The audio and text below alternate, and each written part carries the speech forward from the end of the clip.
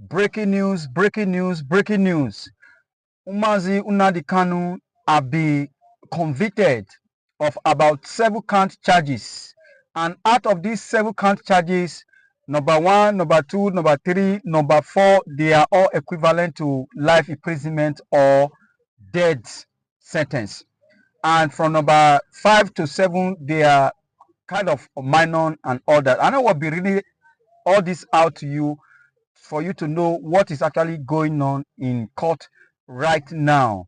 And as we speak right now, the judge angrily read out this or read out these 7 count charges against the Mazi Nnamdi KANU. I don't know why he's angrily reading the letters or the judgment. I don't know what actually caused that, but he made a profound statement that is in the head of everybody right now.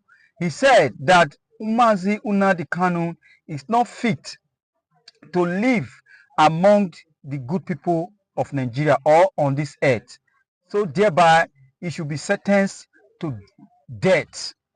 So that is the word that's ringing on everybody's head now, because even looking at the judgment, looking at the 7 count charges, you could see the handwriting on the wall that nothing, no going back, that Nnamdi KANU is going to be nailed and is going to be sentenced either to life imprisonment or to death sentence. So where the finger is still crossed, we are waiting on to see how this will pan out.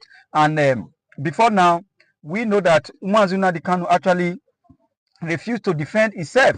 But now one of the charges against him now is that he is the ESN, Eastern Security Network president. He is their leader, and those people, they were traced to be the one or the people that assassinated one Honorable Gulak, the former vice speaker of Adamawa State, thereabout in 2021.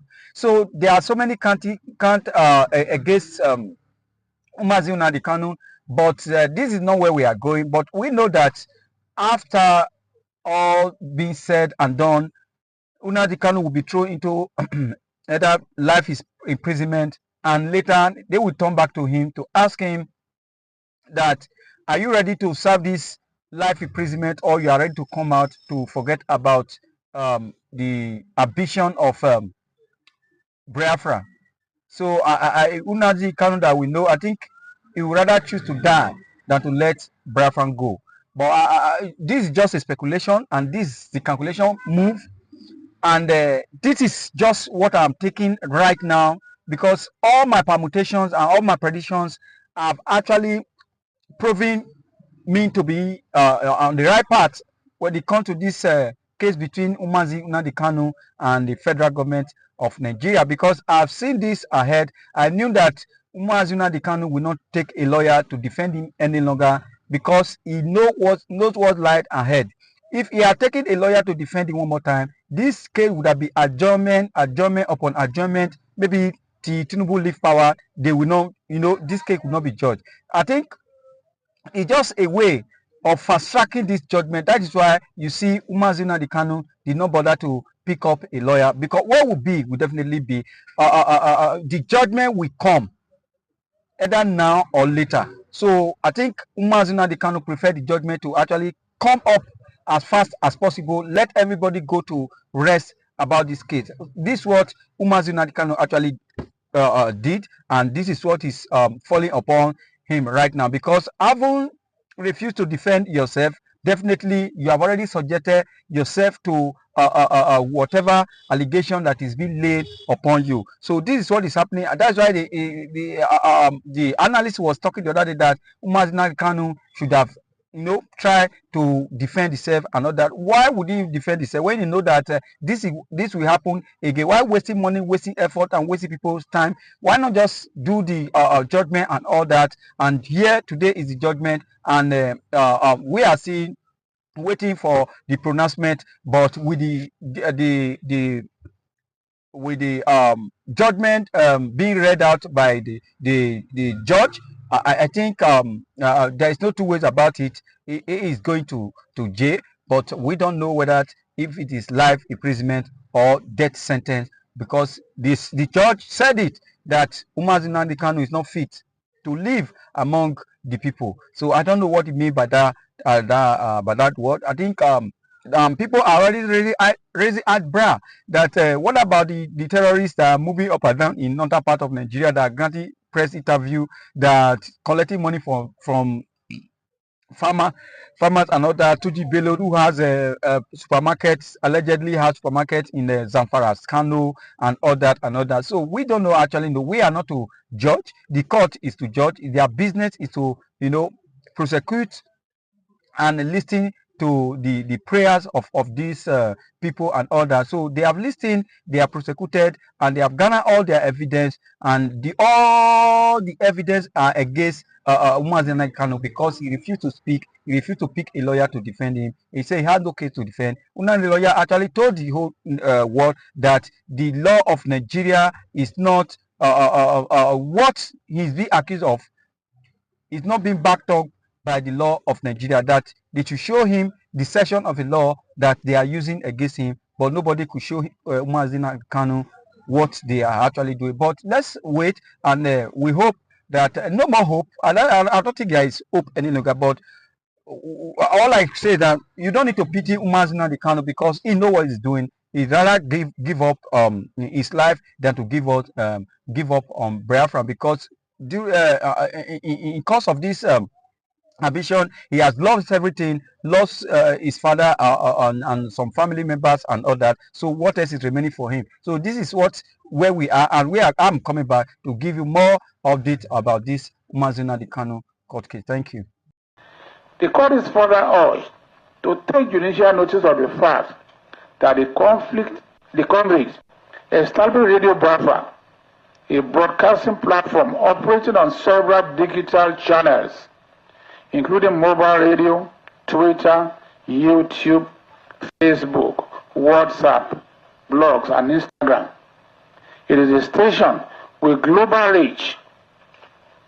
Evidence before the court, my lord, shows that when the convict was arrested on 15 October 2015 at the Tulip Hotel in Lagos, he was found in possession of broadcasting equipment. The conduct of the defendant through online publications, live broadcasts, and social media communications constitute acts of incitement, encouragement, and provocation of terrorism as defined under the Act. It is the view of the prosecution, Lord, that without the instrumentality of the internet and social media platforms, the magnitude of destruction, division, and human losses recorded in southeastern states of Nigeria, including Lagos, would not have reached the level it attained. The digital platform becomes tools in the hand of the convict, tools of radicalism, ethnic hostility, and incitement to terror. Their amplified reach resulted in a coordinated transnational militarism or militarization of violence and destructions of public property across several states of Nigeria. The court has both the power and the duty to restrict further access to digital media through which the offenses were committed, by making orders that prevent the commission of similar or related offenses, including forfeiture, confiscation, or restrictions of the means used to commit the act of terrorism. As a form of preventive control, the prosecution prays this honorable court to impose restriction on the convict's access to digital devices, online accounts, or internet facilities. In other words, my lord, anywhere he may be kept until his execution in obedience to the sentencing, if he has access to these devices, and they are cheap and easy and available everywhere in Nigeria, there will continue to be broadcasts. Maybe he will claim he was not the one. At the moment, if you open to YouTube, you see a lot of rascals talking about the proceedings of the court, trying to twist and misread and mislead the people with what happened in court. So we're asking that your lordship should restrict him from having access to these devices. This honorable court, my lord, has the statutory power to prevent convicts from further committing offenses by making orders for the forfeiture, confiscation, and restriction by any means used for communication. We therefore pray that the court to order the forfeiture of all the broadcasting equipment, digital devices, and all electronic materials seized from the convict and currently in the custody of the Department of State Security, State Service.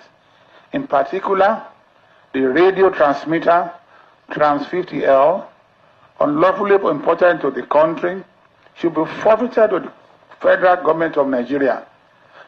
My lord, we want to say, sir, with all respect, that it might be argued that access to information, access to digital devices may be argued within the constitutional rights, but it's not absolute.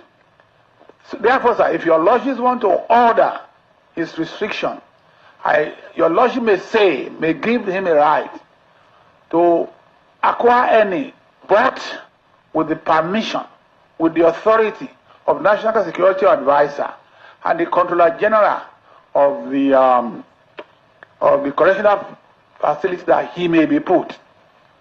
Therefore, my lord, it's not an absolute or free right for him to begin to acquire those digital devices that may encourage him to reenact or to begin to commit the same or similar offense under his right to freedom of speech. So we are saying, my lord, that your lordship should restrict it.